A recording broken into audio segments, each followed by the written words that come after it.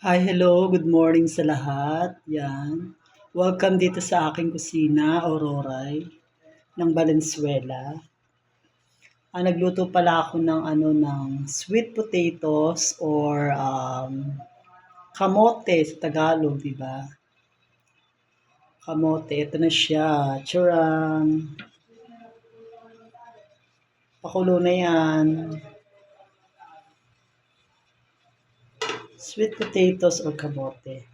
Ano ba ang benefits ng kamote or sweet potatoes? Sabi, una nakakapag siya mayaman sa iron. Iron. Nagpapalakas sa immune system. Yan ang mga benepisyo niya sa katawan natin. Mabuti sa kalusugan ng mata at balat. Wow, talaga.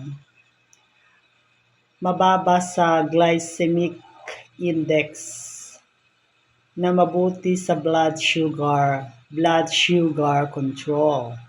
Tapos nakakatulong sa pagkontrol ng blood sugar. Mayaman sa fiber, syempre nandyan yan. Mabuti sa kalusugan ng buto at ang huli, panlaban sa free radicals. Ay ang mga benefits ng kamote. So, thank you so much. Magandang umaga sa lahat. Ang aking almusal is kamote and coffee. So sa mga nagbabakasyon dyan, ingat, take care always. Happy weekend.